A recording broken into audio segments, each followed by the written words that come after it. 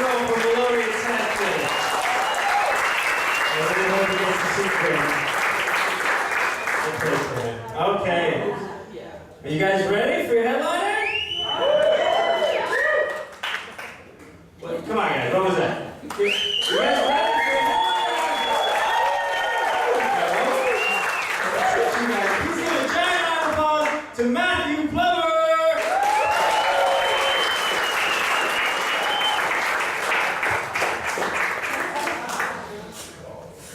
Hello. I look like this. Like I look like I'm trying to impress someone who doesn't care what I look like. That's true. I don't really care that much about myself. I'm never gonna like to be that much. I do look like I could be someone's dad. Like I could have been like your dad. Like that was a possibility at some point. I took care of that problem with money because I support a woman's right to choose, right? Like she wasn't pro-choice. Like she was just anti-me. And obviously not always. Like just for the rest of her life. She's like, I don't want to be with you for the rest of my life. So yeah, it was the right choice. Like I don't talk to my dad. Like I haven't talked to my dad for 10 years. He got addicted to Alcoholics Anonymous. He wasn't an alcoholic. He just didn't have any friends. Like you had to go somewhere where everybody knew what it felt like to alienate everyone in your life. All right, I get the sense that none of you have been to an AA meeting. Here's what it goes like, all right? We're gonna bring up Tom. Tom's here. Tom has 3 days sober. Tom, give it up for Tom. All right, now, Tom, tell us your story this week. Well, I ran over my sister's cat, and I set on fire, but I got 3 days sober. He has meth mouth and 3 kills under him. But this guy has 3 days sober, so he's good. And my dad went to these AA meetings all the time. He got religion in AA. He started telling me things like, Matthew, you are going to hell for playing Dungeons and Dragons. Craig, I'm not going to hell for that. I'm not going to prom because of that. I have my own version of AA. It's asthmatics with Asperger's, right? It's a bunch of weirdo kids hanging out on a Saturday night making up fantasy situations. And we're gonna go slay the dragon and rescue the princess and abscond with the gem horde! All right, Azrael, or child the fifth.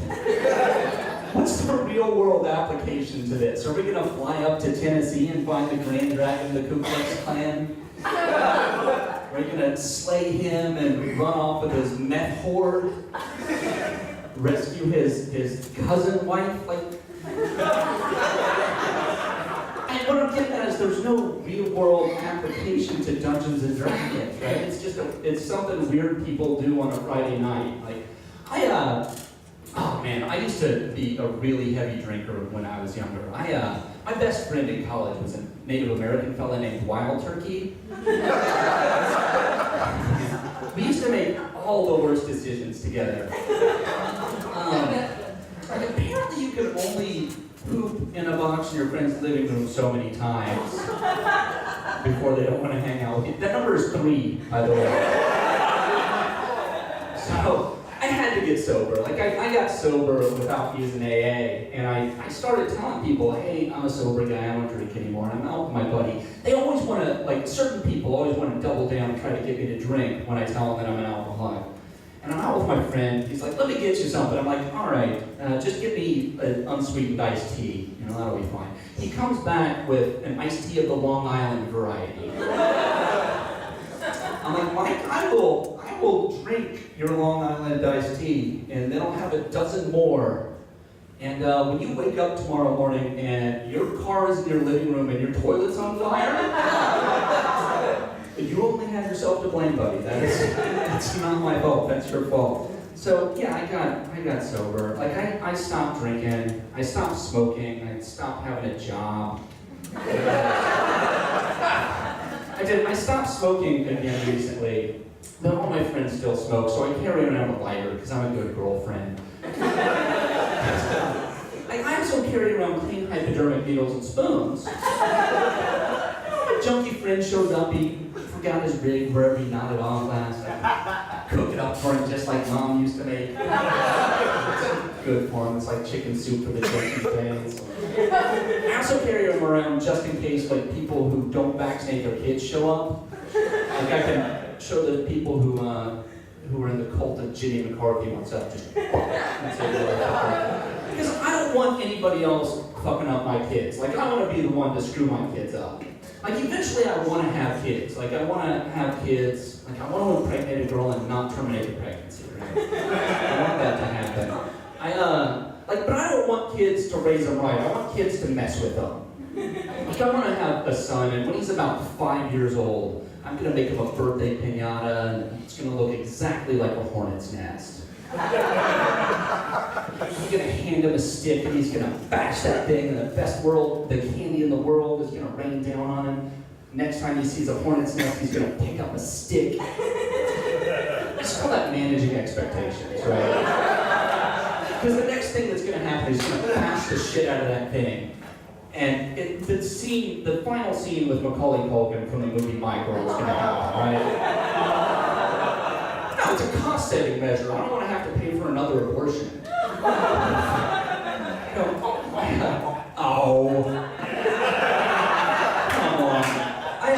I'm from the Midwest. Like, I was raised in Indiana, so go no gays, I guess. I'm not proud of that, like I just have to mention it. I'm from the Midwest, like all the people from my hometown, like that still live there, I'm pretty sure they're all losers, because they have 6 kids and like a family, and they all think that I'm a loser because I don't have 6 kids and a family. Like I think I'm winning here, right? But I still live with my older brother because I'm a winner. My brother has twin girls, and the other day I heard one of them talking to the other one, and I'm like, Taylor, come in here and tell me what you just said to your sister. And she just goes, you're a motherfucker. All right? You are 4. That's not appropriate. So I pick them both up, and I carry them out to their dad, and I say to her sister, I'm like, Michaela, tell your daddy what your sister just said to me. And she says, you're a motherfucker, daddy. Okay, I just wanted to hear both of you say it. So when I do eventually have kids, I'm gonna be a great father for at least the first 5 years. I'm on a health kick recently. Like I quit all that stuff, and I quit a ton of stuff. I lost 130 pounds last year. I will stop when I'm skeleton pretty. That's exactly where I'll stop. But there are interesting side effects to losing that much weight. Like I'm way more energetic. I have a lot more self-confidence. Like my dick looks like a bat I could use to club a baby seal to death with. I feel like I'm in imminent danger of contracting a girlfriend. Women don't like it when you call them a virus. So that might be a little way off. But like on the negative side, like when I get down to do push-ups now, I look like a pregnant golden retriever. Like, because I've lost 12 inches off my waist, right? So there's all this extra skin, like it's just hairy and hangy, right? I just wish I had like 6 more nipples. And then it would seem natural, wouldn't it? But I did. I lost all that weight. And speaking of big dicks, I like going to museums and galleries and stuff, and I'm always amazed that like I don't see just like a wall of cocks when I go in there, because we're obsessed with dicks. Like I think that the dick pic is high art, right? Like somewhere in the basement of the Louvre, there's a study of Rembrandt paintings with like his erect penis on the North Sea and perfect oil reproductions with like titles like Ante Nordze, Meine große Schlange. We just weren't ready for it until we had Viagra and Snapchat. Now that I can send a picture of my boner to any unsuspecting girl anywhere in the world, we're ready for it. It's now high art. No? You don't agree? Listen, I I know some women who have seen dick pics that would hardly disagree with you. They're like, oh, that just made my day. That brightened up my whole week right there. That unsuspected dick pic. Or see, Chris really wants a dick pic. Somebody send Chris a dick pic right now because he just doesn't have one. All right. But technology's getting out of hand. Like, Google has these glasses that douchebags can put on and record anything going on around them, right? All he has to say is, okay, glass, they start filming. And like, in about 2 years, that's gonna be like in a contact lens. And the next day, I'm gonna open up a website that's titled Matt Fucks Fatties. It'll only update like once every other year, because that's about how often I can convince a girl to sleep with me. Yeah, no, listen, fat knows fat. Like, they're beautiful, larger women. You know who you are. I didn't date for a long time because I have this personality, and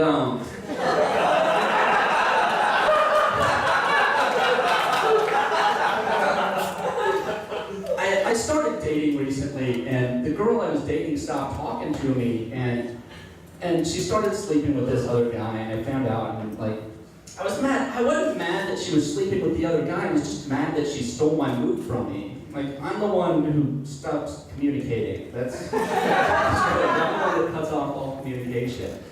I don't know. I was a weird kid though, like I was really weird. Like, in addition to playing the Dungeons and Dragons, like like, there are pictures of me on the internet wearing a dress, right?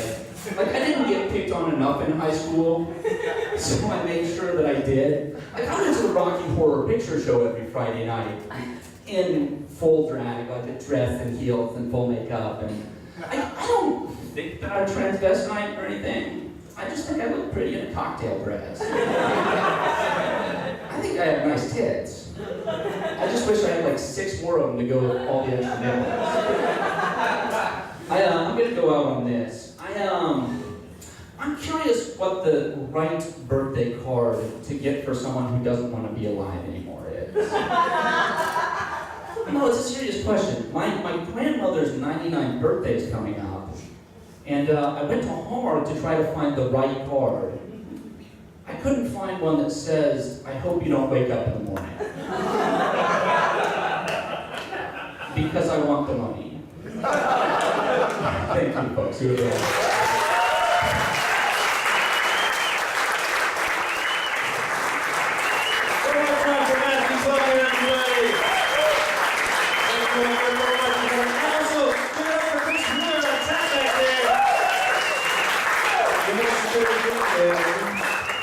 So, before we go, I want to surprise all you guys. Can I get all my students up here?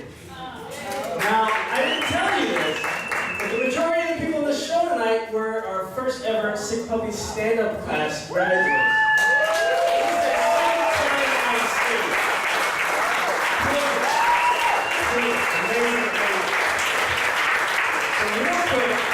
I would like to graduate them. Let me get, it's right there on the box. Thank you. Good service. Give it up for Casey Catch, director. One more time. Tony Rivera made all this happen.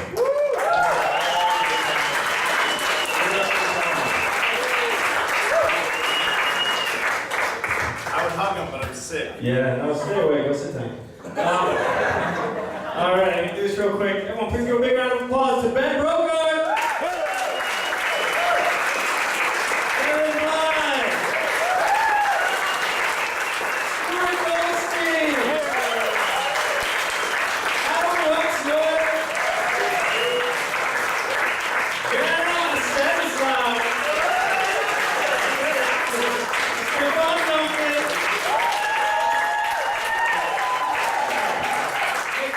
Bastards.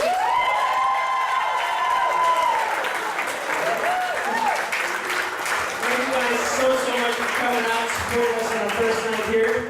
Remember, we got a show next week on the 20th. We got a show the week after that. We start our improv classes. If you guys like what you saw and thought this was fun, you want to try improv with us, maybe even stand up, hit up Casey. We'll be starting improv classes on the 20th. And Have a great night, guys.